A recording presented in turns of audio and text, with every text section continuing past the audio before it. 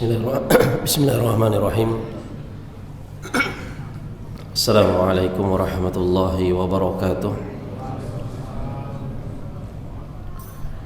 Innal hamdalillah nahmaduhu wa nasta'inuhu wa nastaghfiruh wa na'udzu billahi min shururi anfusina wa min sayyiati a'malina. Man yahdihillahu fala mudilla lahu wa man yudlil fala hadiyalah. Ashhadu an la ilaha illallah wahdahu la syarika lah wa ashhadu anna Muhammadan abduhu wa rasuluh. Ya ayyuhalladzina amanu taqullaha haqqa tuqatih wa la tamutunna illa wa antum muslimun. Ya ayyuhan nasu taqu rabbakumul ladzi khalaqakum min nafsin wahidah wa khalaqa minha zawjaha wa bassa minhuma rijalan katsiran wa nisaa'a. Wattaqullaha alladzi tasaaluna bihi wal arham innallaha kana 'alaikum raqiba. Ya ayyuhalladzina amanu taqullaha wa qulu qawlan sadida yuslih lakum a'malakum wa yaghfir lakum dhunubakum wa may yuti'illaha wa rasulahu faqad faza fawzan 'azima. Amma ba'd, fa inna asdaqal hadisi kitabullah wa khairal hadi hadi Muhammadin sallallahu alaihi wasallam wa syarrul umuri muhdatsatuha wa kullu muhdatsatin bid'ah wa kullu bid'atin dhalalah wa kullu dhalalatin finnar. Ma'asyiral muslimin, hadirin dan hadirat jamaah Masjid Maulidiyah yang semoga dimuliakan oleh Allah Subhanahu wa taala. Pertama-tama tidak ada kata yang pantas patut kita ucapkan kecuali bersyukur kepada Allah atas segala nikmat yang Allah berikan kepada kita, yang mana hingga H-20 kurang lebih kita menghadapi bulan suci Ramadan, Allah Subhanahu wa taala masih memberikan taufik dan hidayahnya kepada kita, dan semoga berkumpulnya kita di rumah Allah ini dan bersama-sama menjaga adab dan sikap dan kebersihan, begitu pula baik yang membawa anak ataupun yang tidak membawa anak. Mari sama-sama kita kembali ingatkan untuk memahami bahwasanya kita sedang bertamu di rumah Allah Subhanahu wa taala. Jangan sampai kita bisa bersopan santun bertamu di pernikahan orang. Ini hari Ahad, mungkin orang datang ke pernikahan di rumah adat Melayu, datang ke pernikahan di PCC, di Aula Mujahidin, apalagi di momen akad nikahnya yang sakral itu, kita tak berani mungkin ribut, berbicara, atau anak kita nangis dan seterusnya. Pasti kita akan kondisikan, mungkin kita agak membawa keluar atau menjauh dan seterusnya. Maka lebih pantas lagi apabila ketika kita beribadah kepada Allah Subhanahu wa taala, maka kondisikanlah dengan sebaik-baiknya. Karena ini rumah Allah, kita bertamu kepada Allah agar Allah terima kita bukan hanya zohir saja. Zohir kita duduk di sini, tapi batin kita kemana-mana. Kita nggak peduli bahwasanya rupanya kita mungkin telah melakukan di antara sikap-sikap yang tak pantas di rumah, di antara rumah-rumah Allah. Maka semoga Allah mengampuni kita, memaafkan kita, dan menolong kita untuk terus menjadi lebih baik dan lebih baik lagi dalam beribadah, dalam taat dan patuh kepada Allah Subhanahu wa taala. Kemudian jamaah rahimakumullah, kita meminta dan memohon kepada Allah, bertawassul dengan nama-namanya yang husna dan sifat-sifatnya yang ulia. Semoga Allah berkahi majelis ini, Allah berikan kita ilmu yang bermanfaat, dan semoga Allah lindungi kita dari segala macam bentuk ilmu yang tidak bermanfaat. Salawat beriring salam semoga senantiasa tercurahkan kepada qudwah hasanah kita, Nabi kita Muhammad sallallahu alaihi wasallam. Semoga salawat beriring salam tersebut terlimpahkan kepada beliau, kepada keluarganya, kepada para sahabatnya dan umat yang senantiasa mengikuti petunjuk beliau hingga hari kiamat kelak. Hadirin dan hadirat sekalian jemaah yang semoga dimuliakan oleh Allah Subhanahu wa taala, kembali dalam pembahasan kitab atau buku yang ditulis oleh Al-Ustaz Yazid bin Abdul Qadir Jawas rahimahullahu taala, yakni tentang adab dan akhlak penuntut ilmu, yang mana kita masuk kepada adab yang ke-6. Adab yang ke-6 di halaman ke-28, yaitu judulnya adalah menjauhkan diri dari dosa dan maksiat dengan bertakwa kepada Allah Subhanahu wa taala. Menjauhkan diri dari dosa dan maksiat dengan bertakwa kepada Allah Subhanahu wa taala. Penulis rahimahullahu taala menyatakan hal ini merupakan sarana yang paling besar dalam memperoleh ilmu, sebagaimana Allah tabaraka wa taala berfirman, wattaqullaha wa yu'allimukumullah wallahu bikulli syai'in alim, dalam surah Al-Baqarah ayat ke-282. Kata Allah, bertakwalah kepada Allah. Allah akan memberikan pengajaran ilmu kepadamu dan Allah Maha mengetahui segala sesuatu. Nah, jamaah sekalian rahimakumullah, sebelum kita bahas ayat ini Al-Baqarah 282, sebagaimana judul yang disampaikan oleh penulis, menjauhkan diri dari dosa dan maksiat dengan bertakwa kepada Allah Subhanahu wa taala, para ulama katakan bahwa korelasi atau hubungan antara takwa dengan ilmu agama ini tidak bisa dipisahkan. Hubungan antara yang namanya ketakwaan dengan ilmu agama tidak bisa dipisahkan. Takwa itu akan selalu erat dengan yang namanya ilmu, maksudnya ilmu agama. Ketika seorang semakin bertakwa kepada Allah Subhanahu wa taala, maka ini menjadi sebab besar hatinya akan semakin mudah menyerap ilmu agama. Bukan hanya diserap, tapi mudah bagi dia untuk dia amalkan.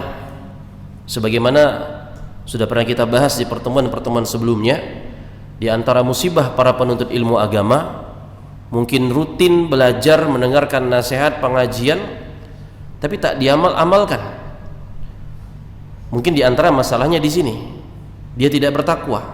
Karena ketika seorang semakin bertakwa, hati hamba tersebut akan semakin mudah menyerap ilmu yang disampaikan kepadanya, walaupun mungkin sedikit. Karena para ulama itu mengumpamakan hati kita itu seperti tanah yang subur. Tanah yang subur yang mampu menyerap air dan menumbuhkan tumbuhan yang tumbuh di atasnya. Dan itulah hati yang bertakwa. Hati yang bertakwa itu seperti hati yang mudah menyerap ilmu dan menumbuhkan apa? Buah dari ilmu, amal-amal soleh. Makanya amalnya kelihatan, akhlaknya kelihatan, adabnya kelihatan, sikapnya kelihatan. Karena hatinya bertakwa, dan dari hati yang bertakwa ini, hati yang subur ini, ditanamlah benih ilmu, dan dari benih ilmu tersebut akan tumbuhlah amal-amal soleh yang menyelamatkan kehidupan dunianya dan kehidupan akhiratnya. Makanya di sini penulis rahimahullah menukilkan firman Allah dalam surah Al-Baqarah ayat ke-282. Ayat ini adalah ayat terpanjang dalam Al-Quran. Jadi jamaah kalau ditanya apa ayat terpanjang dalam Al-Quran, ini dia. Tapi kok pendek Ustadz katanya? Ini potongannya. Silakan lihat di mushaf atau di gadgetnya. Ini ayat terpanjang, atau cari di Google aja. 282 Al-Baqarah. Ayatnya panjang banget. Tapi ujungnya ini nih. Wattaqullah, bertakwalah kepada Allah. Wa yu'allimukumullah wallahu bikulli syai'in alim. Bertakwalah kepada Allah. Allah akan memberikan pengajaran ilmu kepadamu dan Allah Maha mengetahui segala sesuatu. Ayat ini jamaah rahimakumullah, apabila kita lihat terutama pada ayat-ayat sebelumnya 282, 281, 280, di sana Allah Subhanahu wa taala menceritakan, menyebutkan tentang perkara muamalah. Allah menganjurkan di ayat sebelumnya kepada hamba-hambanya untuk bersedekah. Allah haramkan riba. Allah mengajak di ayat sebelumnya tentang memaafkan dan mengikhlaskan hutang. Jadi seakan ini ayat kabar gembira bagi orang yang punya banyak hutang. Tapi tenang, karena ayat 282-nya tidak menjadi kabar gembira bagi Anda yang punya banyak hutang. Gitu loh. Atau yang mungkin masih transaksi ribawi, atau yang malas bersedekah. Nah, di ayat sebelumnya, sebelum ayat 282 ini, Allah menyebutkan, menganjurkan kepada hambanya tentang sedekah, jauhi riba, maafkan, ikhlaskan hutang bagi orang yang kesulitan mengembalikannya. Jadi seakan-akan di sana diajarkan oleh Allah harta itu nggak ada harganya sama sekali di kehidupan manusia, seakan-akan. Tapi ketika turun ayat 282, makanya saya bilang tadi ayat ini panjang sebenarnya. Ayat ini berisi tentang utang piutang. Berisi tentang utang piutang. Untuk menjelaskan apa? Bahwa harta benda itu punya hak. Yang ini menjadi penopang kebutuhan kehidupan manusia. Dan agama ini sangat menjaga, wajibnya seorang itu menjaga hartanya sendiri, begitu pula harta orang lain. Dan dalam ayat 282 ini yang panjang, Allah mengajarkan untuk mencatat transaksi ketika terjadi utang piutang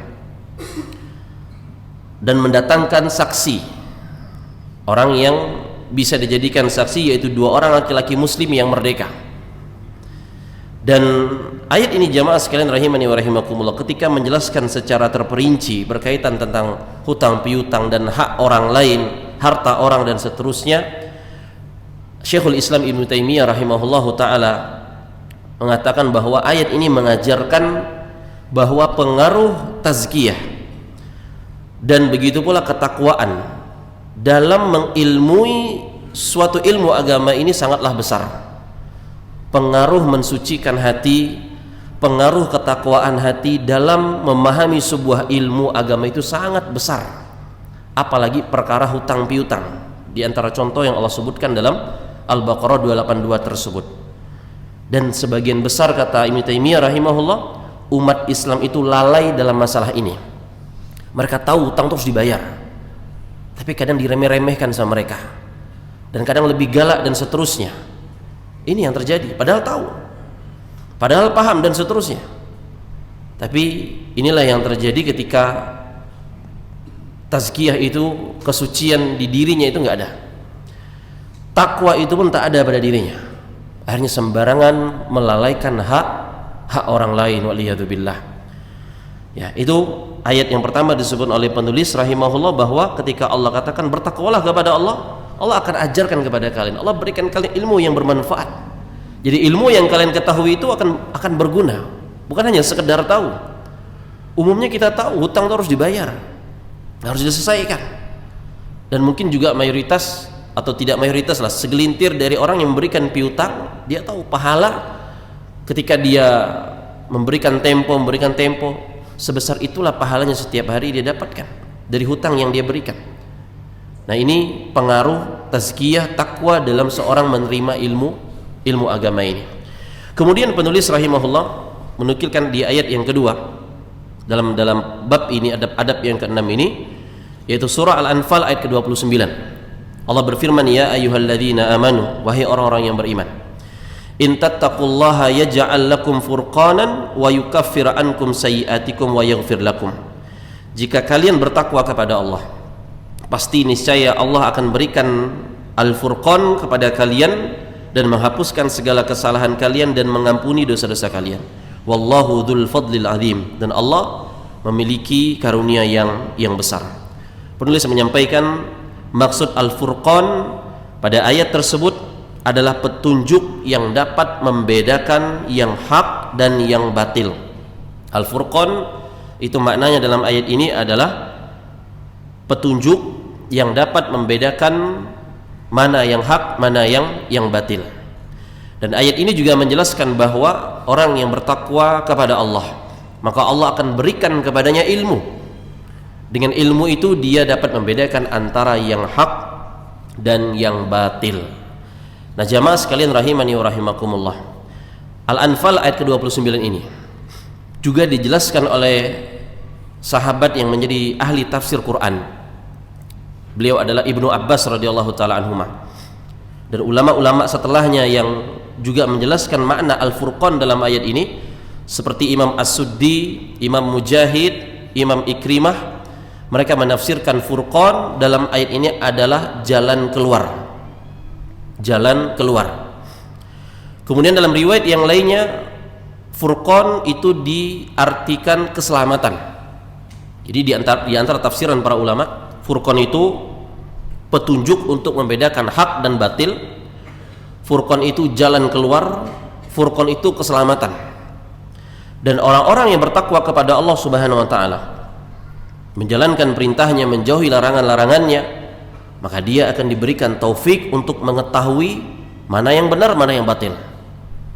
Dan dari kemampuan untuk diberikan taufik Allah untuk mengetahui ini benar, ini batil, dari inilah kata para ulama disimpulkan sebab datangnya pertolongan kepada hamba tersebut, datangnya penyelamatan, datangnya jalan keluar dari Allah Subhanahu wa taala dari urusan-urusan dunia dia, kebahagiaannya pada hari kiamat kelak, dosanya dihapus, dia ampuni oleh Allah, ditutupi dosa-dosanya dari semua orang, dan menjadikan penyebab dia mendapatkan pahala yang berlimpah dari Allah Subhanahu wa taala. Allah Subhanahu wa taala berfirman dalam surah Al-Hadid ayat ke-28, kata Allah Subhanahu wa taala, ya ayyuhalladzina amanu taqullaha wa aminu bi rasulihi yu'tikum kiflaini min rahmatih.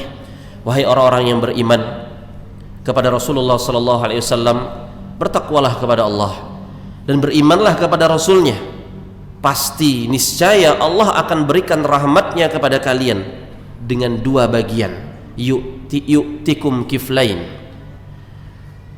wa yaj'al lakum nuran tamshu bihi wa yaghfir lakum wallahu ghafurur rahim, dan menjadikan untuk kalian cahaya, dengan cahaya itu kalian dapat berjalan dan dia mengampuni kalian, dan Allah Maha Pengampun lagi Maha Penyayang. Jadi ayat ini juga mengingatkan tentang antara ketakwaan dengan keilmuan dan jalan keluar dan keselamatan, semua satu paket. Semua satu paket. Anda bertakwa, Anda akan mudah dapat berilmu, mengilmui. Dari ilmu Anda akan beramal soleh. Dengan amal soleh itulah Anda akan mendapatkan jalan keluar, keselamatan, kebahagiaan, pertolongan, urusan dunia dan urusan akhirat. Itu disebutkan oleh Allah Jalla wa'ala. Kemudian jamaah rahimakumullah, penulis melanjutkan di halaman ke-29, karena itulah Ibnu Mas'ud radhiyallahu taala anhu yang wafat di tahun 32 Hijriah mengatakan, sungguh aku mengetahui bahwa seorang lupa terhadap ilmu yang pernah diketahuinya. Perhatikan, kata Ibnu Mas'ud radhiyallahu taala anhu, sungguh aku mengetahui bahwa seorang lupa terhadap ilmu yang pernah diketahuinya. Ilmu tentang hutang piutang, ilmu tentang sopan santun, ilmu tentang tutur kata, semua ilmu. Ilmu tentang sabar, sering kita mendengar ilmu tentang sabar. Kata Ibnu Mas'ud, sungguh aku mengetahui seorang lupa terhadap ilmu yang pernah diketahuinya dengan sebab dosa yang dilakukan dia, dengan sebab dosa yang dilakukan hamba tersebut. Kemudian Al-Imam Ibnul Qayyim rahimahullahu ta'ala yang wafat di tahun 751 Hijriah menjelaskan dalam kitabnya Ad-Dawa Ad-Dawa bahwa seseorang tidak mendapatkan ilmu disebabkan dosa dan maksiat yang dilakukannya. Seseorang terhalang dari ilmu yang bermanfaat disebabkan banyak melakukan dosa dan maksiat. Jamaah sekalian rahimani wa rahimakumullah. Kemudian penulis melanjutkan, seorang muslim dan muslimah harus menjauhi dosa-dosa besar, apalagi dia seorang penuntut ilmu. Muslim muslimah saja itu diperintahkan jauhi dosa besar, apalagi seorang penuntut ilmu, apalagi seorang ahli ilmu. Oleh sebab itu kita harus menjauhi dosa dan maksiat. Dosa yang paling besar adalah kesyirikan, besar, syirik besar ataupun syirik kecil, durhaka kepada kedua orang tua, melakukan bid'ah, kemudian menjauhkan dosa-dosa besar lainnya seperti makan harta orang lain, hutang tidak bayar, muamalah riba dengan berbagai macamnya, bunga bank, rentenir dan seterusnya, minum minuman keras, narkoba, merokok, mencukur jenggot, makan dan minum dari usaha yang haram, memanjangkan kain celana melebihi mata kaki bagi laki-laki, wanita tidak pakai jilbab atau membuka aurat di hadapan laki-laki yang bukan mahramnya, durhaka kepada suami, namimah, mengadu domba, dusta, berbohong, ghibah, membicarakan aib seorang muslim, menggunjing, menuduh seorang muslim dengan tuduhan yang tidak benar, memfitnah seorang muslim dan lain sebagainya dari rangkaian-rangkaian dosa besar. Dosa besar banyak, sampai-sampai dibukukan oleh Al-Imam Az-Zahabi rahimahullahu ta'ala dalam kitabnya yang terkenal yang bernama Al-Kabair. Intinya, apabila seorang muslim muslimah saja diperintahkan untuk jauhi dosa besar, apalagi seorang penuntut ilmu, apalagi seorang ahli ilmu, orang yang mengemban ilmu agama. Kemudian beliau menukilkan pernyataan Imam Ibnul Qayyim rahimahullahu taala berkata, di antara hal yang sangat mengherankan bahwa ada seseorang yang mudah menjaga dirinya dan berhati-hati dari makan makanan yang haram, berbuat zalim, berzina, mencuri, minum khamar, melihat kepada sesuatu yang haram dan lain sebagainya. Namun ia sulit untuk menahan gerak lisannya, hingga Anda dapat melihat seorang yang dianggap faham agama, zuhud dan banyak beribadah, ia berbicara dengan kata-kata yang tanpa sadar dapat mendatangkan murka Allah Subhanahu wa taala, yang dengan satu kalimat darinya ia dimasukkan ke dalam neraka yang dalamnya lebih jauh daripada jarak antara timur dan barat. Apa yang dikatakan oleh Imam Ibnul Qayyim rahimahullah ini selaras dengan apa yang disabdakan oleh Rasulullah sallallahu alaihi wasallam, innal abda, sesungguhnya ada seorang hamba, la yatakallamu bil kalimati, mengucapkan kata-kata yang tidak ma yatabayyanu ma fiha, tidak diperhatikan kejelekan maknanya, akibatnya, mungkin bagi dia candaan, gurauan, tapi rupanya yahwi biha finnar, menjerumuskannya ke dalam neraka, yang neraka itu ab'ada ma bainal masyriqi wal maghrib, lebih jauh daripada apa yang ada di antara timur dan barat. Kemudian di halaman 31-nya penulis menyampaikan rahimahullah, wahai penuntut ilmu, jauhkanlah dosa dan maksiat. Wahai penuntut ilmu, jauhkanlah dosa dan maksiat. Wahai penuntut ilmu, jauhkanlah dosa dan maksiat, karena keduanya dapat menjadi penghalang ilmu, keberkahan ilmu dan manfaat dari ilmu tersebut. Imam Asy-Syafi'i rahimahullahu taala adalah seorang ulama yang cerdas. Beliau telah hafal Al-Quran sebelum berusia 10 tahun. Dalam riwayat disebutkan Imam Syafi'i itu hafal Al-Quran ketika berumur 7 tahun. Hafal Al-Quran umur 7 tahun. Ya, dan pada usia remaja beliau sudah hafal kitab Al-Muwatta'nya karya Imam Malik bin Anas rahimahullahu taala. Dan di usia remaja juga, di usia 15 tahun, Imam Syafi'i tersebut rahimahullahu taala sudah mampu dan berkompetensi untuk berfatwa. Meskipun demikian, perhatikan, beliau Imam Syafi'i rahimahullahu taala mengeluhkan jeleknya hafalan beliau kepada Imam Waqi' bin Jarrah rahimahullah, salah satu di antara gurunya Imam Asy-Syafi'i rahimahullahu taala. Imam Syafi'i mengatakan, syakautu ila Waqi'in su'a hifdhi, aku mengadu kepada Imam Waqi' tentang jeleknya hafalanku. Fa arsyadani ila tarkil ma'asi, maka guruku membimbingku agar meninggalkan kemaksiatan. Fa akhbarani bi annal ilma nurun, kemudian guruku Imam Waqi' menyampaikan kepadaku bahwa ilmu agama Allah itu adalah cahaya. Wa nurullahi la yuhda li'asi, dan cahaya Allah tidak akan Allah berikan kepada pelaku kemaksiatan. Dan Imam Malik bin Anas rahimahullahu taala, salah satu guru Imam Syafi'i, juga memberikan nasihat kepada Imam Syafi'i. Ingat, yang diberikan nasihat ini Imam Syafi'i jamaah. Sesungguhnya kata Imam Malik, aku melihat engkau wahai Syafi'i bahwa Allah Subhanahu wa taala telah memberikan cahaya kepada hatimu, maka janganlah engkau padamkan cahaya tersebut dengan kegelapan-kegelapan maksiat. Subhanallah. Ma'asyiral muslimin rahimani wa rahimakumullah. Sungguh luar biasa hafalannya Imam Syafi'i, kecerdasannya, kemampuannya. Tapi lihat nasihat-nasihat yang disampaikan kepada beliau, yang menjadi pertanyaan, kenapa beliau mengadukan hafalannya terganggu? Kenapa beliau mengadukan kepada gurunya Imam Waqi' hafalannya bisa rusak, bisa jelek? Jamaah rahimani wa rahimakumullah, ketika Imam Waqi' menanyakan, coba engkau evaluasi, coba engkau renungkan, apa kira-kira yang telah engkau perbuat hari ini, atau dalam satu pekan ini, atau pekan lalu, apa yang telah kau perbuat? Pasti ada dosa. Dosa itu punya efek samping jemaah. Dosa itu punya efek samping, dan efek samping yang paling instan dari dosa itu adalah membuat seorang tidak bisa nikmat dalam ibadahnya, dalam menuntut ilmunya, dalam zikirnya, dalam sholatnya. Itu efek instan. Kalaupun Anda mungkin habis buat dosa terus ibadah, terus merasa nyaman, sabar dulu, lakukan ibadah yang lainnya. Maka ketika Imam Syafi'i rahimahullahu ta'ala ditanya oleh gurunya Imam Waqi' tersebut, beliau merenung, beliau mengingat, dalam riwayat disebutkan pernah melihat seorang wanita, bukan banyak wanita. Maka kalau kita banyak wanita, udah banyak kita lihat, tobatlah kepada Allah Subhanahu wa ta'ala. seorang wanita. Sengaja? Apakah Imam Syafi'i Abu Nazar, nengok sana nengok sini, ngelihat sana ngelihat sini? Enggak. Beliau melihat tanpa sengaja seorang wanita ketika menaiki kendaraan yang dari di masa itu kendaraannya bukan Alphard, Xenia segala macam, bukan, ataupun Nmax, bukan, tapi apa?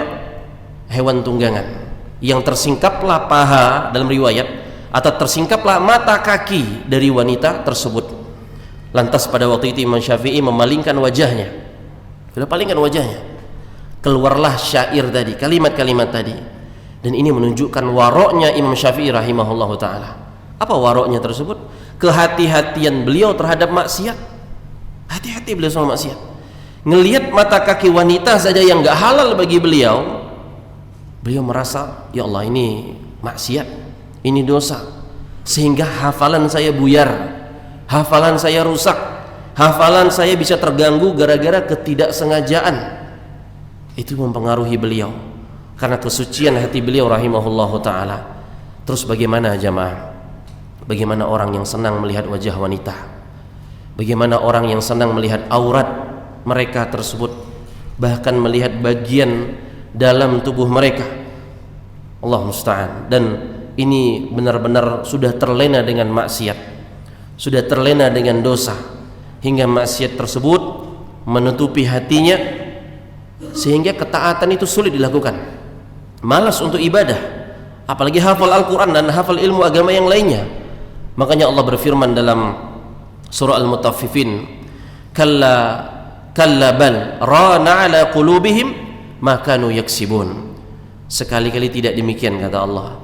Sebenarnya apa yang selalu mereka kerjakan itu sudah menutupi hati mereka. Kata para ulama, ayat ini menyebutkan tentang seorang yang huwa zanbu ala zanbi hatta ya'mal qalbu fayamut. Dosa lagi, dosa di atas dosa lagi, dosa di atas dosa lagi, sampai hatinya gelap. Lama kelamaan hatinya mati, wal iyadu billah, hatinya mati. Maka semoga Allah berikan taufik kepada kita untuk jangan sampai terlena dalam hal-hal tersebut, dan Allah berikan kemudahan kepada kita dalam ketaatan untuk menjauhi kemaksiatan, agar diberikan hidayah oleh Allah agar giat beribadah. Apalagi di hadapan kita 20 harian lagi ini musimnya ibadah, musimnya harus semangat ibadah. Sungguh celaka ketika seorang di musimnya orang semangat ibadah, dia malah malas ibadah. Itu sungguh celaka. Maka enggak heran Nabi katakan roghima anfu rajulin, celaka seorang. Keluar Ramadan tak diampuni oleh Allah Subhanahu wa taala, wal iyadu billah. Kemudian ma'asyiral muslimin rahimakumullah, penulis melanjutkan di halaman ke-32, perhatikanlah, sesungguhnya dosa dan maksiat dapat menghalangi ilmu yang bermanfaat, bahkan dapat mematikan hati, merusak kehidupan, dan mendatangkan siksa Allah Ta'ala. Jika ada di antara kita yang telah berbuat dosa dan maksiat, hendaklah segera bertaubat kepada Allah Subhanahu wa Ta'ala, karena semua makhluk diperintahkan untuk bertaubat, hingga para nabi dan rasul pun selalu bertaubat kepada Allah Ta'ala.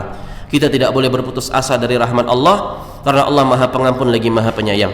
Al-Imam Ibnul Mubarak rahimahullahu ta'ala berkata dalam syairnya, ra'aitu dzunuba tumitul qulubah wa qad yurithu dzulla idmanuha. Sungguh aku melihat dosa-dosa telah mematikan hati, dan terus melakukan dosa akan mewariskan kehinaan. Wa tarkuz dzunubi hayatul qulubi wa khairun li nafsika isyanuha. Dan meninggalkan dosa itu akan menghidupkan hati seorang hamba, dan sangat baik bagi dirimu untuk meninggalkan dosa tersebut. Wahal afsadad dina illal muluk wa ahbaru su'in wa ruhbanuha. Tidak ada yang merusak agama melainkan raja-raja yang rusak, ulama-ulama yang rusak, dan para ahli ibadah yang rusak pula, yang tidak berilmu semua. Itu akan menyebabkan kerusakan di dalam peradaban manusia, dikarenakan mereka orang yang dipandang, orang yang memiliki kedudukan, pemerintah, pemimpin, ulama, ahli ilmu, ahli ibadah, mereka dipandang.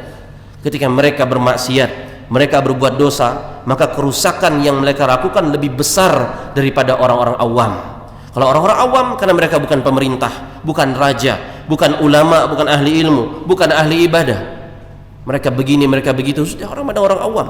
Tapi ketika orang punya ilmu, punya ahli ibadah, punya kedudukan, jabatan, maka ini sangat sungguh besar dampaknya, merusak dunia dan merusak akhirat, wal iyadu billah. Ma'asyiral muslimin rahimani wa rahimakumullah, maka materi kita insyaallah kita cukupkan sampai di sini terlebih dahulu. Kita akan bacakan beberapa pertanyaan yang masuk dan semoga Allah mudahkan. Kita akan bahas adab yang ketujuh di pertemuan selanjutnya tentang memanfaatkan usia muda dalam menuntut ilmu agama. Wassallallahu ala Muhammad wallahu ta'ala bissawab.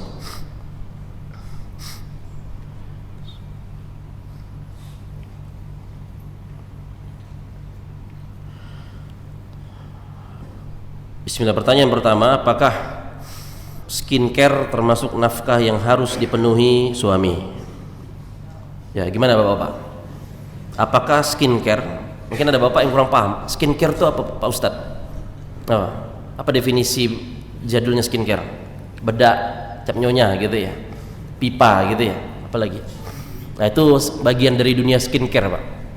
Tapi zaman dulu mungkin pakai bedak-bedak tersebut. Tapi sekarang udah luar biasa perkembangannya. Nah, apakah skincare termasuk nafkah yang harus dipenuhi oleh suami? Ayo, jawabannya ini bela ibu-ibu, bela bapak nih. Iya, harus tengah-tengah. Jadi jamaah rahimakumullah, nafkah suami kepada istri itu jelas ada yang primer secara pokoknya yang harus suami itu penuhi kepada istri. Yang pertama apa? Tempat tinggal. Yang kedua, kebutuhan makan minum. Yang ketiga, pakaian. Yang biasa kita dengar apa? Sandang, pangan, papan itu ya. Nah, di samping tiga hal pokok tersebut, tentunya ada kebutuhan yang lainnya tidak bisa diabaikan. Misalnya nafkah istri harus menuntut ilmu, dia belajar agama, harus. Kalau enggak diberikan kesempatan istrinya belajar, dia harus mengajarkan istrinya. Nafkah untuk dia kesehatannya, berobat, perabotan rumah tangga gitu ya. Atau misalnya butuh harus adanya asisten rumah tangga, pembantu, pengasuh anak. Ini juga nggak bisa diabaikan tentunya. Makanya Al-Imam Ibnu Taimiyah rahimahullah ta'ala pernah mengatakan permasalahan ini yang lebih tepat, lebih benar sebagaimana dinyatakan oleh jumhur ulama bahwa nafkah suami pada istri itu kembali kepada kebiasaan masyarakat, kembali kepada urufnya, dan tidak ada standar besaran tertentu yang ditetapkan oleh syariat. Jadi syariat itu nggak ada memberikan batasan tertentu bahwasanya nafkah suami wajib sebulan 5 gram emas misalnya gitu. Gimana, sanggup Pak? Kecuali dia udah akad kan di awal mau nikah, kamu nikahin saya, nafkahnya sebulan 5 gram emas, sanggup? Itu berat ya. Jadi nafkah itu sesuai perbedaan tempat, kondisi, keadaan, zaman, adat, kebiasaan dan seterusnya. Kebutuhan kita di Indonesia ini jelas beda dengan kebutuhan orang di Arab Saudi. Kebutuhan orang di Arab Saudi jelas beda dengan kebutuhan orang di Yaman. Orang di Yaman beda dengan orang di Mesir walaupun sama-sama orang bangsa Arab. Kita Pontianak aja sama Jakarta beda. Ya, kebutuhan dengan Jogja beda lebih lagi. Ya, maka adapun berkaitan masalah skincare-nya sendiri disebutkan dalam kitab Al-Mu'tamad Fiqih Imam Syafi'i yang ditulis oleh Profesor Dr. Muhammad Az-Zuhaili, bahwa di antara masalah fikih perhiasan, fikih wewangian, fikih alat-alat rias milik wanita, maka sejatinya itu merupakan hak yang harus didapatkan suami, bukan termasuk kewajiban suami untuk menyediakannya. Sehingga suami tidak wajib memberikan nafkah berupa perhiasan, wewangian, skincare, alat rias dan teman-teman yang lain untuk istrinya tersebut. Namun jika si suami membelikan perhiasan, pernak-pernik, rias, skincare, kecantikan tersebut, maka sang istri wajib memakainya karena berusaha apa? Tampil cantik dan wangi dengan hal-hal yang telah diusahakan diberikan tadi dari hak sang suami tersebut. Dan sang istri tidak boleh menuntut suami untuk membelikan hal-hal tadi karena ini bukan termasuk nafkah wajib suami, bukan termasuk nafkah wajib suami. Tapi walaupun demikian ini jamaah, tentunya saya rasa husnuzon banyak suami yang masih sukarela, ya seneng nggak seneng ya belikan istrinya perhiasan, ditanggung segala macam alat riasnya, skincare-nya. Dan ketahuilah itulah sebaik-baik pemberian, sebaik-baik nafkah seorang laki-laki kepada istrinya tersebut. Tapi kalau berhubungannya, kata para ulama, misalnya alat mandi, kebersihan, kesehatan tubuh, sabun, sampo, pasta gigi, ini masuk dalam kategori wajib disediakan oleh suami. Ya, seperti itu, wallahu ta'ala bisawab. Kemudian yang terakhir, bagaimana hukumnya mengikuti perlombaan atau bazar yang ternyata itu dalam rangka memeriahkan hari besar umat agama lain, misalnya Imlek, Natal dan sebagainya. Ya, mengikuti hal demikian, entah perlombaan, bazar yang diadakan dan itu jelas dalam rangka memeriahkan hari besar agama lain, boleh apa enggak? Hah? Ya enggak usah lah, masih ada hari-hari yang lain, enggak boleh. Jadi karena itu juga termasuk dalam ikut serta dalam mengagungkan syiar agama mereka. Ini bertentangan dengan prinsip Al-Sunnah wal Jamaah tentang al-wala wal al-bara, loyalitas dan berlepas dirinya kita kepada perkara-perkara tersebut. Dan Allah Subhanahu wa taala berfirman dalam surah Al-Furqan ayat ke-72, kata Allah, ciri apa orang-orang ibadur rahman, ya mereka walladzina la yashhaduna az-zura, mereka orang-orang yang tidak menyaksikan, menghadiri azur, perbuatan dosa, perbuatan kebatilan, perbuatan kesyirikan. Imam Ibnu Katsir rahimahullah menafsirkan bahwa azur itu adalah perayaan orang-orang musyrik, perayaan-perayaan kebatilan. Maka tentunya tidak halal bagi kaum muslimin untuk menyerupai mereka dengan ciri khas atau sesuatu yang khusus bagi mereka, hari rayanya apalah dan seterusnya.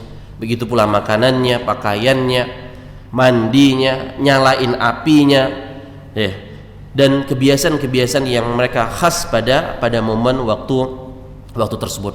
Maka demi menjaga identitas keislaman kita, sebaiknya sekali lagi jauhi partisipasi dalam kegiatan tersebut secara jelas ataupun enggak jelas, ya, yang di sana jelas tertuju kepada hari besar, hari raya umat non muslim tersebut. Semoga Allah Subhanahu wa taala memberikan keteguhan kepada kita di atas Islam sampai kita wafat dan tidak terfitnah dengan fitnah-fitnah syubhat ataupun syahwat di tengah-tengah kehidupan kita.